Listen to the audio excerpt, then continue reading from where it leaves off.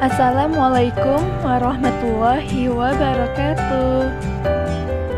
Perkenalkan, nama saya Miftahul Jannah dari PAI 2 semester 5 di Universitas Islam Negeri Sumatera Utara, Medan. Nah, di video pembelajaran saya kali ini, saya akan membahas materi mengenai pentingnya sikap tasamuh. Materi pada pelajaran kelas 7 Sanawiyah. Sikap toleranku mewujudkan kedamaian. Pengertian tasamuh. Dalam bahasa Arab, tasamuh berarti toleransi.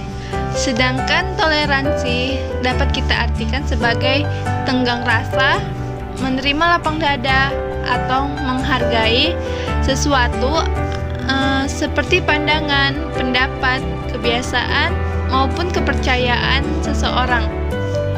Sedangkan menurut istilah, tasamuh berarti saling menghargai dan menghormati antar sesama manusia.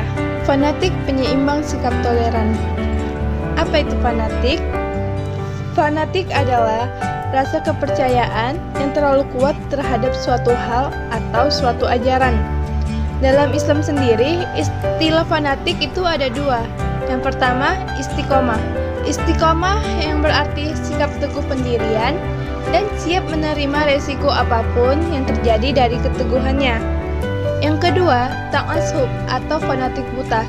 Ta'assub atau fanatik buta adalah sikap yang diambil dengan keras dalam membela kaum atau kelompoknya, atau orang-orang yang satu keyakinan dengannya. Biasanya, orang yang fanatik buta tidak akan bisa menghargai atau menerima pendapat atau pandangan orang lain. Dalam agama Islam sendiri, fanatik itu diperbolehkan. Bahkan, kita disuruh fanatik terhadap agama kita sendiri. Akan tetapi, fanatik itu tidak boleh sampai ke tingkat ta'assub atau fanatik buta, seperti menjelekkan atau menjatuhkan agama lain. Fanatik buta itu akan menimbulkan hilangnya rasa kedamaian terhadap masyarakat dan negara kita sendiri. Belajar toleransi dari Quran Surah Al-Kafirun ayat 1 sampai ayat 6. Peristiwa turunnya Quran Surah Al-Kafirun ini dilatar belakangi dengan kisahnya kaum musyrikin yang melakukan bujukan terhadap Rasulullah SAW. Kaum musyrikin mengajak Rasulullah untuk menganut agama mereka juga, dengan tawaran mereka akan masuk ke agama Rasulullah SAW dalam jangka 1 tahun. Dan mereka pun berhak dan bebas melaksanakan aktivitas peribadatan mereka sesuai dengan kepercayaan mereka tersebut. Dan setelah dalam jangka 1 tahun tadi telah berlalu, Rasulullah juga akan menganut agama mereka juga.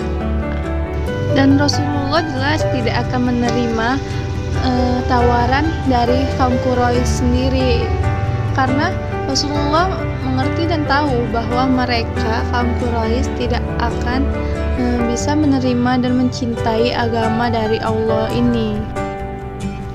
Adapun isi kandungan surah Al-Kafirun tersebut seperti, hai orang-orang kafir, Nabi Muhammad menyeru kepada orang-orang kafir dan berkata pada ayat kedua, aku tidak akan menyembah apa yang kamu sembah.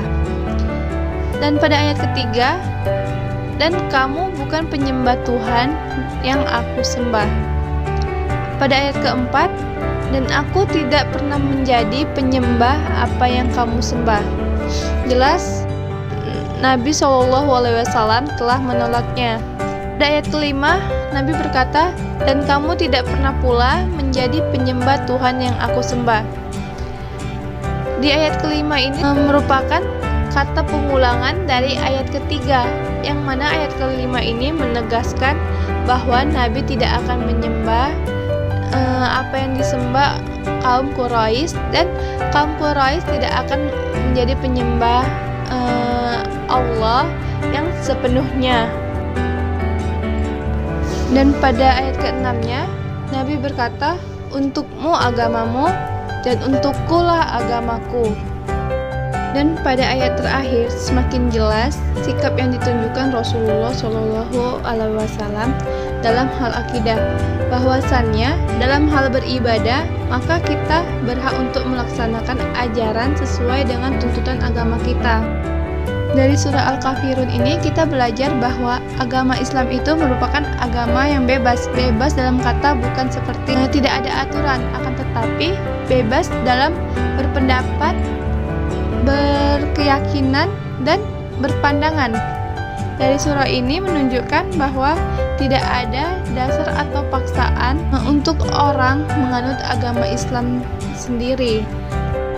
Dan setiap manusia memiliki kebebasan untuk memilih kepercayaan mereka tersendiri. Jadi kesimpulan pembelajaran kita kali ini yaitu sikap tasamu itu sangatlah penting kita amalkan di kalangan masyarakat. Dengan adanya sikap tasamu, setiap orang akan menghargai satu sama lain. Dan sikap tasamu ini dapat mencegah terjadinya konflik dan perselisihan dikarenakan masing-masing orang yang saling memaklumi perbedaan. Apalagi kita yang tinggal di Indonesia, yang Indonesia sendiri itu memiliki berbagai macam suku, bangsa, dan beragama. Kita tidak boleh saling mendiskriminasi terhadap agama lain, suku, dan bangsa lain. Tapi kita harus saling menghargai, menerima keyakinan mereka dan menghargainya.